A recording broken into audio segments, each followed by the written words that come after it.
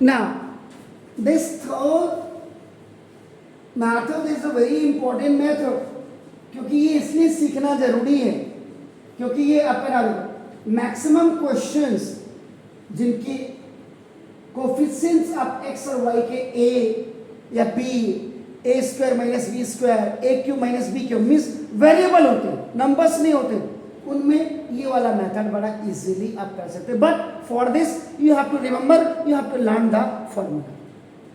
तो फॉर्मूला जानने से पहले आपको फॉर्मेट जानना जरूरी है. तो what is the format of the NCERT? a1x plus b1y plus c1 is equal to 0 and a2x plus b2y plus c2 is equal to 0 means when the constant are on the left hand side, c1 और c2 जब आपके left hand side में होंगे उस समय formula क्या होगा ये आपको जानना जरूरी है. तो ना देखो जैसे आप सबसे पहले देखो ना, आप इसको क्या करेंगे देखो ना, now writing constant on the left hand side according to NCERT, बहुत क्लियर लिखा हुआ. तो देखो अब इसका मतलब देखो 5x plus 8y minus 9 equal to 0. ये देखिए it has gone on the left hand side, so its sign will be changed and आपका देखो ना this 2x plus 3y minus 4 equal to 0 and this constant has also gone on the left hand side by changing its sign. देखो ना ये are comparing, ये देखिए ये लिखेंगे with standard form of linear equations in two variables. ये पूरा लिखेंगे सर आपका, तभी कंपेयर करें तो a1x plus b1y plus c1 equal to 0 ये लिखना पड़ेगा आपको, a2x प्लस b2y और प्लस c2 इक्वल टू 0. इससे आपका क्या होगा, x y के कोफिशिएंट a1 a b1 हो गया c1 हो गया. तो देखो अब फर्स्ट वाली इक्वेशन को स्टैंडर्ड फॉर्म को इसके साथ कंपेयर करिए. देखो तो ना देखो where a1 is equal to 5, x को कंपेयर किया a1 is equal to 5, y को कंपेयर करिए तो ना देखो b1 इज इक्वल टू 8, ये देखिए एंड c1 कांस्टेंट आपका देखो -9. ना सेकेंड वाली को स्टैंडर्ड फॉर्म के इसके साथ कंपेयर करिए तो देखो a2 is equal to 2, x को देखो b2 y को देखो b2 is equal to 3 आपका देखो ना this and c2 is equal to -4. ये देखिए अब now applying cross multiplication formula. When your standard form are this one, तो उस समय जो फॉर्मूला होता x equal to b1 c2 minus b2 c1 upon a1 b2 minus a2 b1 and y की जो वैल्यू होती c1 a2 minus c2 a1 upon bases are same, यानी कि denominator are same of both either of x और y, a1 b2 minus a2 b1. ये formula है. Okay so now अब x की वैल्यू रख दीजिए. देखो b1 की वैल्यू कितनी 8 इंटू c2 की वैल्यू -4. ये देखो ना माइनस फॉर्मूले में माइनस b2 की वैल्यू देखो 3 इंटू c1 की वैल्यू देखो -9. ये देखो upon a1 is 2 into b2 is 3 minus फॉर्मूले में a2 इज 2 और इंटू 8. देखिए x इक्वल टू 8 4 जा 32 माइनस माइनस का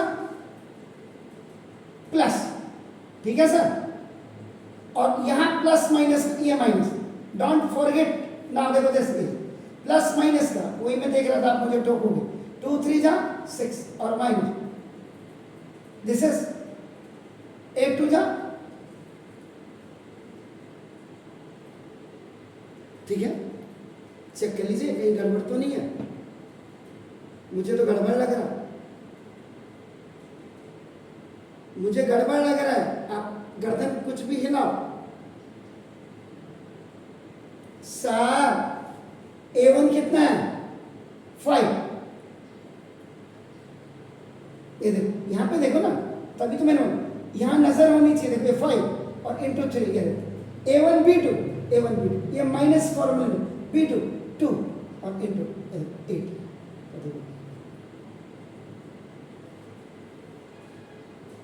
sign are very important, it place an important role. तो x इज इक्वल टू देखो -5 upon -1, because it's more than this but it's negative sign. This -32 is more than +27, so its sign will come खल्लास। तो देखो x की value 5 भी आ रही है। इसको comparison आपने किसको, सब्स्टिट्यूशन मेथड किसके साथ कंपेयर हो गया? क्रॉस मल्टीप्लिकेशन के साथ। अब देखो y एंड y की वैल्यू देखो C1 देखो -1, ध्यान से रहे। A2 देखो 2 माइनस, ये फॉर्मूले का है देखो C2 की वैल्यू -4 इंटू A1 इज 5। देखो बाकी इसको बिल्कुल एज इट इज उतार दीजिएगा, 5 इंटू 3 और -2 इंटू 8। देखो तो y is this is -18, minus का प्लस, तो प्लस का 20 अपॉन दिस इज 15 और -16। देखिए is it clear? So now 20 में से 18 जाएगा 2 अपॉन -2 अपॉन -1, तो ये -1 ऊपर से 2 हो जाएगा, तो माइनस ऊपर 2 दिस, तो therefore x is equal to 5 और y इज इक्वल टू -2। और कई बच्चे जो परफेक्ट हो जाते हैं, जब उनका नहीं करता मैं एनसीईआरटी का मेथड कोई जबरदस्ती तोड़ना है, तो आप मंजीत सिंह वाला फॉर्मेट, आपका मंजीत सिंह में क्या है?